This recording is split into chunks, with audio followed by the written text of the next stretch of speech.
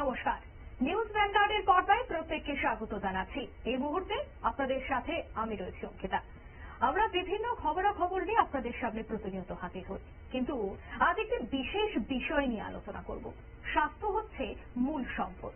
তবে এই স্বাস্থ্যকে ঠিক রাখতে আমরা বিভিন্ন বিষয়ে অবহেলা করি এবং এমন কিছু রোগ শরীরে দানা বাঁধে যার জন্য বড়সড় ব্যাধি বা বড়সড় রোগে আমরা আক্রান্ত হয়ে যাই। তবে এবার আজ আমরা একটা অজানা বা আমরা হয়তো বা শুনি এমন একটা রোগ নিয়ে আলোচনা করব, তা হচ্ছে সিএডি। কি সেই সিএডি বা বর্তমানে আমাদের যে লাইফস্টাইল রয়েছে তাতে কতটা প্রভাব বা বর্তমানে এই রোগ বা এর চিকিৎসা এর যাবতীয় সম্পর্কে আমাদের জানার কতটা প্রয়োজন রয়েছে তা নিয়ে কিন্তু আমাদের এই মুহূর্তে বিশেষ আলোচনা। প্রথমেই আমি স্বাগত জানাচ্ছি, আমার সাথে এই মুহূর্তে যুক্ত হয়ে গেছে স্টুডিওতে cardiologist heart specialist Nilanjan Majumdar. Doctor Nilanjan Majumdar রয়েছে আমাদের সাথে। প্রথমেই স্বাগত জানাচ্ছি আপনাকে। ধন্যবাদ। এই যে একটা দীর্ঘ, অনেকেই হয়তো বা জানে না এই সিএডি কি বা এটা কি হয় বা বর্তমান লাইফস্টাইলে এটা কতটা গুরুত্বপূর্ণ। তো প্রথমেই জানবো সিএডি বিষয়টা কি। সিএডির ফুল ফর্মটা হচ্ছে করোনারি আর্টারি ডিজিজ। এটা আমি বাংলায় এক্সপ্লেন করব। অনেকে বলে থাকেন যে আমার হার্টে ব্লক হয়ে গেছে, আবার কেউ বলেন আমার হার্ট ব্লক হয়ে গেছে। দুটোর মানে আলাদা। ধরুন একটা বাড়ি যখন আপনি বানান তখন দুটো কানেকশনের দরকার হয়, মেইন কানেকশন। একটা হচ্ছে জলের কানেকশন আর একটা হচ্ছে ইলেকট্রিক্যাল কানেকশন।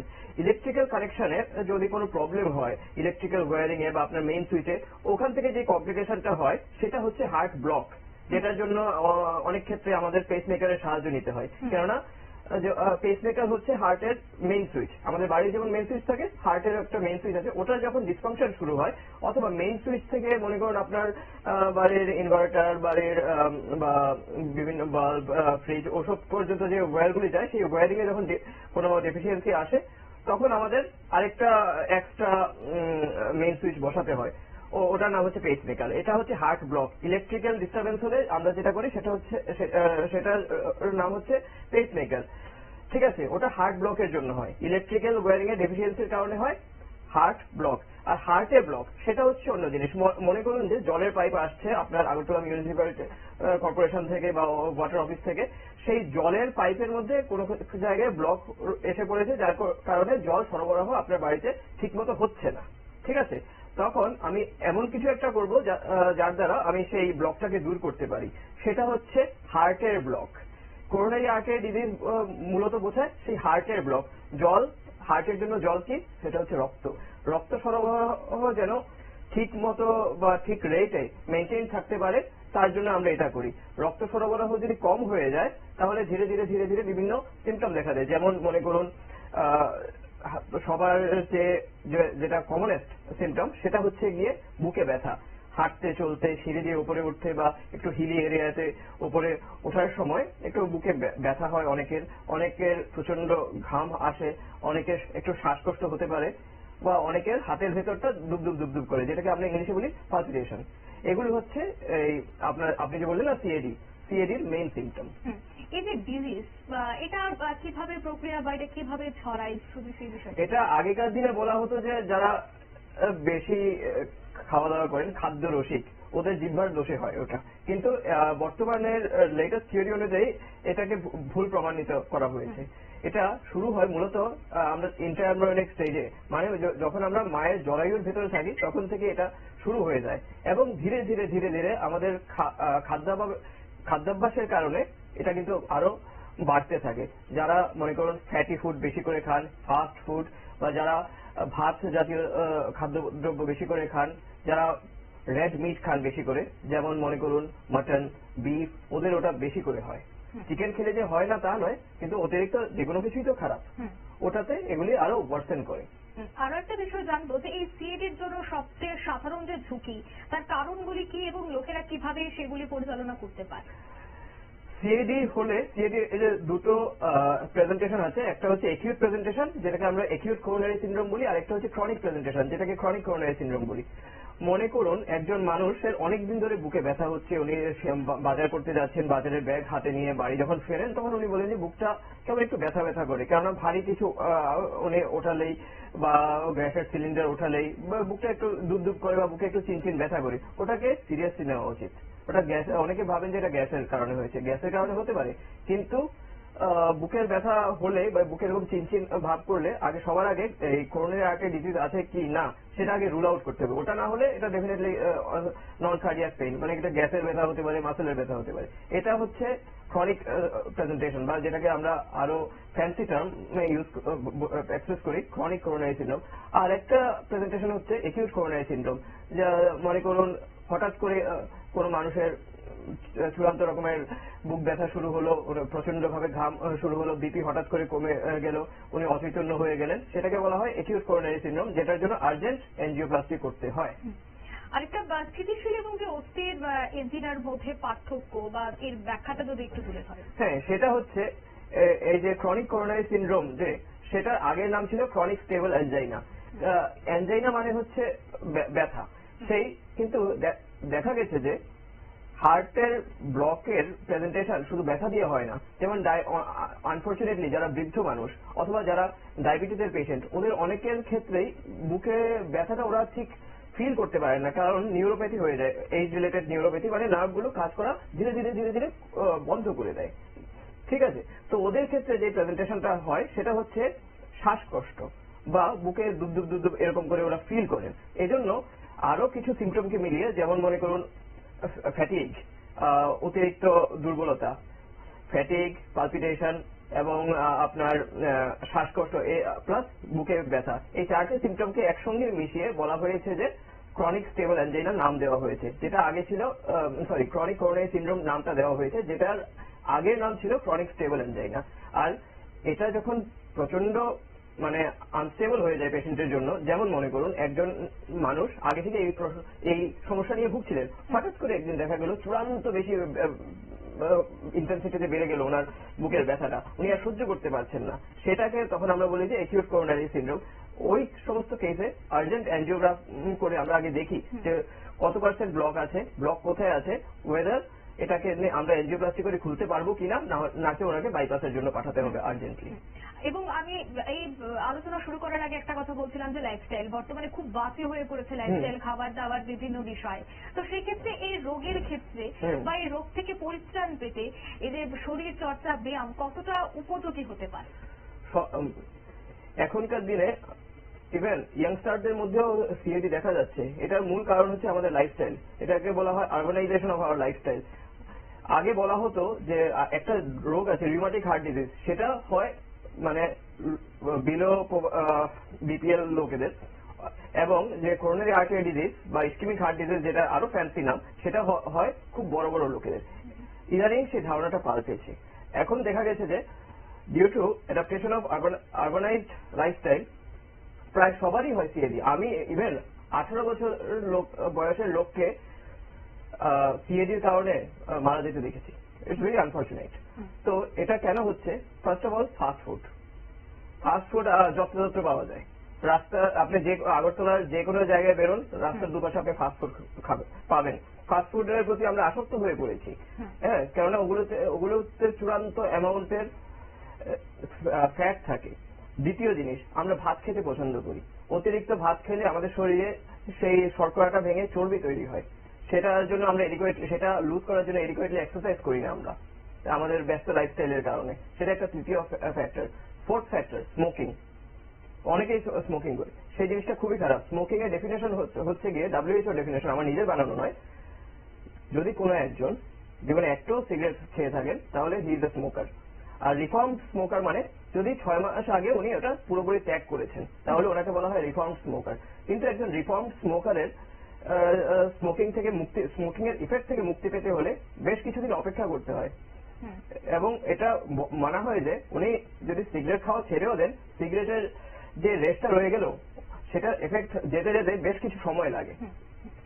এবং আর একটা বিষয় আমরা দেখি বিশেষ করে সুগারের ক্ষেত্রে, কারণ আমি সুগার কথাটা আনছি, অনেক ক্ষেত্রে দেখা যায় যে পরিবার সূত্রে মায়ের থাকলে মেয়ের থাকে বা বাবার থাকলে ছেলের থাকে, তো সেক্ষেত্রে এই রোগের ক্ষেত্রেও কি পারিবারিক সূত্র বা জেনেটিকের একটা কোনো বিষয় থাকতে পারে? এটা খুব ভালো কোয়েশ্চেন আপনার।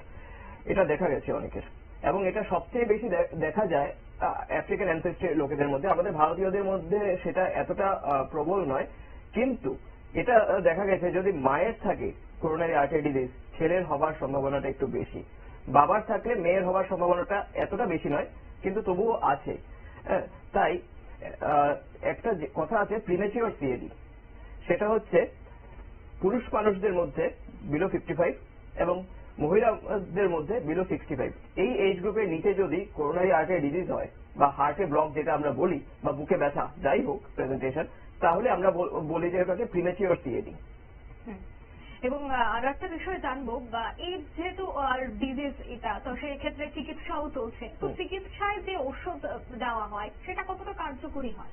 দেখুন, আমি বলছি, চিকিৎসা মনে করুন কোনো একজন মানুষের সিমটম হচ্ছে, ওনাকে আমরা প্রথমে মেডিকেলি ম্যানেজ করার চেষ্টা করি, আনলেস ওনার প্রেজেন্টেশনটা খুবই ড্রামাটিক, এখন কিছু না করলে হয়তো ওনার কিছু একটা ক্যাটাস্ট্রফি হতে পারে। এরকম প্রেজেন্টেশন না হলে যদি উনি সহ্য করতে পারেন ব্যথাটা, তাহলে বুঝবো যে এটা অনেকদিন ধরে চলছে। সেই সমস্ত ক্ষেত্রে আমরা আগে মেডিসিন দিয়ে চেষ্টা করি। মেডিসিনের কাজ, এটাকে কিছু পরিমাণ ব্লক তো ডেফিনেটলি থাকবে, বয়সের সঙ্গে সঙ্গে কিছুটা ব্লক এসেই পড়ে, কেননা আমরা যা কিছুই করি কোনো মেডিসিন দিয়ে বয়স কমানো সম্ভব নয়। সুতরাং মনে করুন কোনো একজন লোকের 20% বা 30% ব্লক অলরেডি এসে পড়েছে হার্টের ভেসেলগুলোতে, ওগুলোকে কমানো সম্ভব নয়। মেডিসিনের কাজ হচ্ছে ওগুলোকে স্থিতিশীল রাখা, ওগুলো রেট অফ গ্রোথটাকে কমিয়ে দেওয়া। যদি ওটা না করা হয়, তাহলে ধীরে ধীরে ধীরে ধীরে যে ব্লকটা আজকে 20% ইন সিভিয়ারিটি, ওটা 5 বছর পরে গিয়ে 60% 70% হয়ে যাবে। কিন্তু যদি মেডিসিন খাওয়ানো হয়, তাহলে মনে করুন 5 বছর পরে গিয়ে সেই 20% ব্লকটা হয়ে গেল 30%, মানে the rate of growth or rate of progression of the block, it slows down. অপারেশনের কি কোনো ঝুঁকি থাকছে? যে কোনো অপারেশনে একটা ঝুঁকি থাকে, তবে আমরা চেষ্টা করি সবাইকে ইনফর্ম করে, রোগীর কনসেন্ট নিয়ে, রোগীর পরিবারের লোকেদের কনসেন্ট নিয়ে এটাকে এক্সপ্লেন করা হয় যে আমরা এরকম করব। সেখানে একটা ঝুঁকি অতি অবশ্যই আছে, কেননা খুব সূক্ষ্ম একটা তার হার্টের ভেসেলের ভিতর ঢোকানো হয়, তারপরে একটা খুব সূক্ষ্ম নল হার্টের ভেসেলের ভিতর ঢোকানো হয়, একটা কন্ট্রাস্ট বা ডাই ওটা ইউজ করা হয়। সবগুলির ক্ষেত্রেই একটা ঝুঁকি তো থাকে, কিন্তু যে সমস্ত কেসগুলি মেডিকেল, ধরুন মেডিকেল সায়েন্স দিয়ে অথবা মেডিকেশন দিয়ে ম্যানেজেবল নয়, সেই সমস্ত কেসে আমাদের যেতেই হয় ইন্টারভেনশনে। এবং এই যে রোগ, এই রোগ নিয়ে অনেকের মধ্যে একটা ভুল ধারণা থাকতে পারে, ভুল বিভ্রান্তি তাদের মধ্যে থাকতে পারেন। আপনি একজন চিকিৎসক হিসেবে কোন জায়গাটা আপনি বাদ দিতে চাইছেন, এই জিনিসটা নিয়ে ভাববেন না? আমার সীমিত এক্সপিরিয়েন্স নিয়ে বলছি, যেটা আমার টিচারদেরও এক্সপিরিয়েন্স, মানুষ এটাকে প্রথমে ভাবে যে গ্যাসের প্রবলেম। হ্যাঁ, এজন্য আমি লোককে অকালে মারা যেতেও দেখেছি। কারণ বৃদ্ধ মানুষদের ক্ষেত্রে, মহিলাদের ক্ষেত্রে, সুগারের পেশেন্টদের ক্ষেত্রে যে সিমটমটা, সেটা ক্লাসিক্যাল সিমটম নয়। ওদের ক্ষেত্রে ওরা পেইনটা বুঝতে পারে না। ওদের ক্ষেত্রে প্রেজেন্টেশন অনেক, ইন মেনি কেসেস পেইন দিয়ে নাও হতে পারে, শ্বাসকষ্ট দিয়ে হতে পারে, যেমন আমি বললাম বুক দুবদুব পালপিটেশন বা এক্সট্রিম ফ্যাটিক, তারপর চূড়ান্ত ঘাম আসা, এগুলি দিয়ে হতে পারে। তখন এই সমস্ত ক্ষেত্রে ওরা ভাবে যে অন্য কিছু, তখন খুব লাস্ট মোমেন্টে ওরা নিয়ে আসে ওদেরকে হসপিটালে, এবং আনফর্চুনেটলি দ্য আউটকাম ওরকম ভালো হয় না ওদের ক্ষেত্রে। সুতরাং আমার সাজেশন, যখন আপনি আনইজিনেস ফিল করছেন বুকে, প্লিজ সি এ কার্ডিওলজিস্ট। যদি হার্টের প্রবলেম না হয়, ওটা everything else is of secondary concern. বাকিগুলো সব আমি বলছি, আমি দায়িত্ব নিয়ে বলছি, আপনার যদি হার্টটাকে একেবারে, এটা কোনো কার্ডিওলজিস্ট বলে দেয় যে আপনার হার্টে কোনো সমস্যা নেই বা মিনিমাল ইন্টেন্সিটির সমস্যা, বাকি যা কিছুই মেডিকেল প্রবলেম থাকুক আমার বডিতে, ওগুলো তুচ্ছ। এবং আমরা হার্ট নিয়ে বিভিন্ন টক শো দেখি, বিভিন্ন আলোচনা দেখি, এবং বিশেষ ক্ষেত্রে অনেকে এই হার্ট নিয়ে চিন্তা ভাবনা করেন, কারণ বর্তমানে এই হার্ট ডিজিজ একটা বড় সমস্যা হয়ে দাঁড়িয়েছে। তো সেক্ষেত্রে এই হার্টকে সুস্থ রাখতে কি করণীয় বা কি করা দরকার বর্তমান সময়ে? First of all lifestyle change করতে হবে। হ্যাঁ, আমরা অ্যাকচুয়ালি খাস বাংলায় বলে জিহ্বার দাস, আমরা যা দেখি তাই খাই। ফাস্ট ফুড, বিশেষ করে ফাস্ট ফুড ত্যাগ করা তো সম্ভব নয়। আমি বলবো যে ত্যাগ করতে হবে, কিন্তু এটা কেউ করবে না।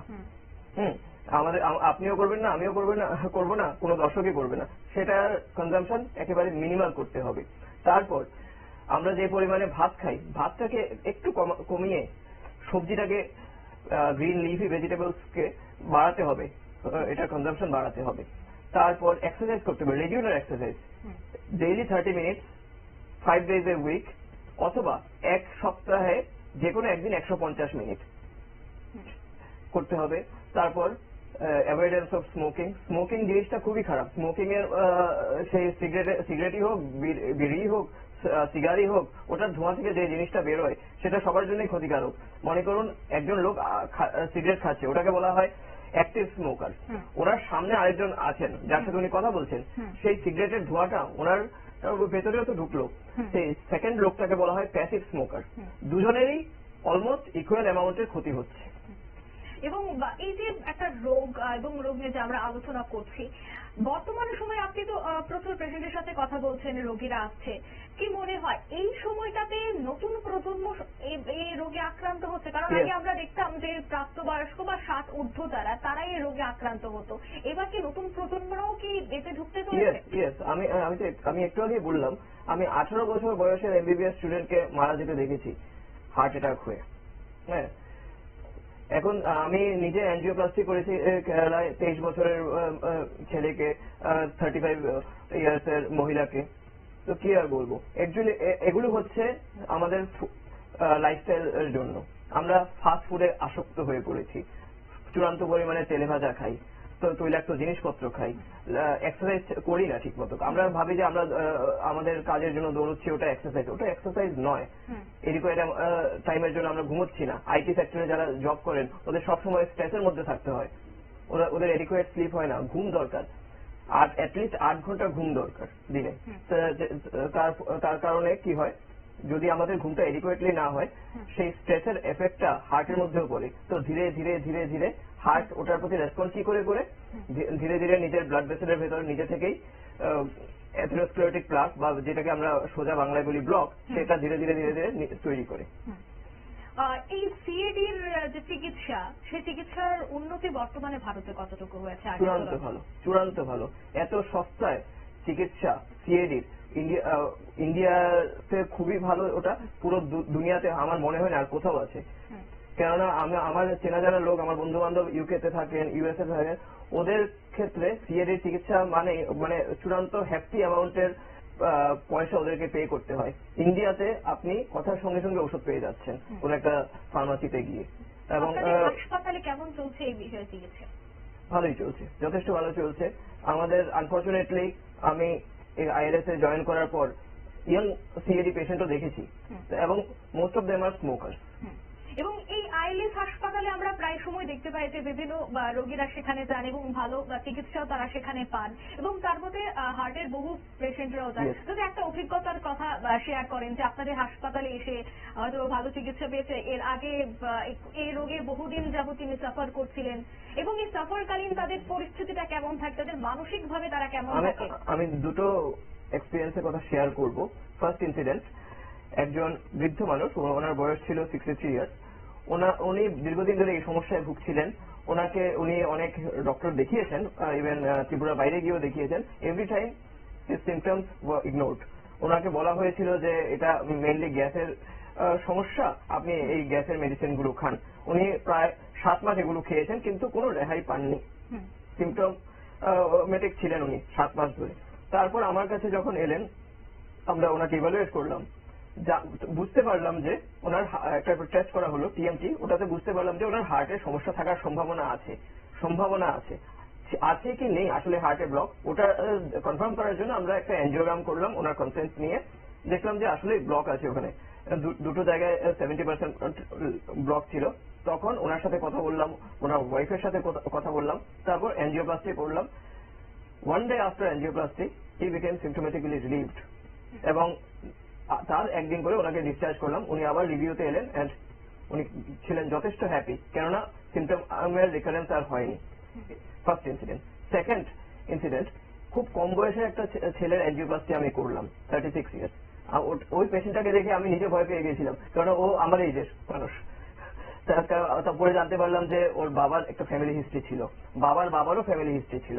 তারপর ও ছিল স্মোকার, ও ছিল হাইপারটেনসিভ পেশেন্ট, ইয়াং হাইপারটেনশন যেটাকে বলা হয়, খুব কম বয়স থেকেই বিপি ওর হাই ছিল। তো ওই পেশেন্টের ছিল 100% ব্লক একটা ভেসেলে, তখন ওটাকে আমাদের আর্জেন্ট এনজিওপ্লাস্টি করে খুলতে হলো, and now he is fine. আপনি একজন চিকিৎসক হিসেবে কি বার্তা রাখবেন যারা এই রোগে এখন সাফার করছেন, তাদের জন্য কি বার্তা থাকবে আপনার? প্রথম কথা বলবো, please keep your heart healthy. যদি আপনার হার্ট হেলদি থাকে, আপনার জীবনও হেলদি থাকবে। এবং যদি আপনার কোনো অসুবিধে হয় বুক রিলেটেড, বুকে দুবদুব করা, বুকে ব্যথা বা বুকে শ্বাস নিতে অসুবিধা হওয়া বা চূড়ান্ত পরিমাণে ঘাম ঝরছে আপনার কোনো কারণ ছাড়াই, বা যে কোনো কাজ যদি আপনি আগে ইজিলি করতে পারতেন, এখন দেখছেন ইদানিং যে ওটা অতটা ইজিলি আপনি পারছেন না, পরিশ্রম বেশি হচ্ছে, চূড়ান্ত ক্লান্তি ভাব আসছে, তাহলে কাইন্ডলি ওটা ইগনোর করবেন না, আপনি একজন ভালো কার্ডিওলজিস্ট দেখান। যদি আপনার হার্টের কোনো অসুখ না থাকে ফরচুনেটলি, তাহলে মনে রাখবেন বাকি যে কোনো সমস্যা হোক আপনার বডিতে, ওগুলো তুচ্ছ, হার্টের সমস্যার কাছে বাকি মেডিকেল সমস্যাগুলো তুচ্ছ। আপনি বাঁচলে হার্টের কারণে বাঁচবেন। আপনার হার্টকে সুরক্ষিত রাখার দায়িত্ব প্রাইমারিলি আপনার নিজের। এবং আমাদের দর্শক বন্ধুরা দেখে হয়তো বা এখন তাদের মধ্যে একটা প্রশ্ন থাকতেই পারে যে আপনি যে বিষয়টা নিয়ে আলোচনা করলেন বা যেভাবে চিকিৎসা হয় আইএলএস হাসপাতালে, এবং যদি কোনো ধরনের কোনো রোগী বা রোগীর আত্মীয় পরিজনরা হাসপাতালে যায়, তবে কিভাবে তারা কোটা প্রতিষ্ঠা করবে, যদি একটু বলে দেন আমাদের দর্শকদের। আমাদের ওপিডি থাকে প্রতিদিনই। আমাদের ওপিডিতে গিয়ে ওপিডি টাইমিং 10টার সময় গেলেই চলবে সকালবেলায়। যদি সকালবেলা 10টা থেকে মনে করুন ইভিনিং এ আপনি যে কোনো সময় যেতে পারবেন আপ টু 5 or 6 PM, ওটা আউটডোর বেসিসে দেখানোর জন্য। যদি এমার্জেন্সি বেসিস হয় আপনি যে কোনো সময় যেতে পারবেন। এমনও হয়েছে যে রাত 3টের সময় আমি গিয়ে রোগীকে এনজিওপ্লাস্টি করেছি, কেননা না হলে ওটা মারাই যেত ওই রোগী। অসংখ্য ধন্যবাদ আপনাকে আমাদের সাথে সময় দেওয়ার জন্য। আমরা কথা বলছিলাম সিএডি নিয়ে, কারণ বর্তমানে এই বিষয়টা এবং হার্ট জনিত যে রোগ, সেই রোগ নিয়ে কিন্তু দেখা যাচ্ছে যে 8 থেকে 80 প্রত্যেকেই সাফার করছে। তাই আমি আবারও অসংখ্য ধন্যবাদ জানাচ্ছি cardiologist, heart specialist doctor Nilanjan মজুমদারকে আমাদের আপনার গুরুত্বপূর্ণ সময় দেওয়ার জন্য। এবং এই বিশেষ আলোচনায় হয়তো আপনারাও একাধিক প্রশ্নের জবাব পেয়ে গেছেন। এবং হার্টকে সুস্থ রাখা এবং মন সুস্থ রাখা, মানসিক দিক থেকে সুস্থ থাকা, সবটা ক্ষেত্রে কিন্তু আপনাকে নজর দিতে হবে। কারণ বর্তমানে যেভাবে জীবনধারা এবং যে লাইফস্টাইলে আমরা বর্তমানে চলছি, তাতে করে আগামী দিনে আরো একাধিক রোগে আমরা আক্রান্ত হতে পারি। এবং সেই রোগ থেকে বাঁচতে গেলে কি খাবার খাওয়া দরকার এবং কতটা ব্যায়ামের প্রয়োজন রয়েছে, সবটা বিষয় নিয়ে কিন্তু আমরা বিভিন্ন সময় আলোচনা করে থাকি। তবে আজ যে গুরুত্বপূর্ণ বিষয়টা নিয়ে আলোচনা করেছি, আশা রাখছি আপনারা তাতে অনেকটাই উপকৃত হবেন। নিয়ে এই মুহূর্তে এই আলোচনা এখানেই শেষ করছি। ধন্যবাদ।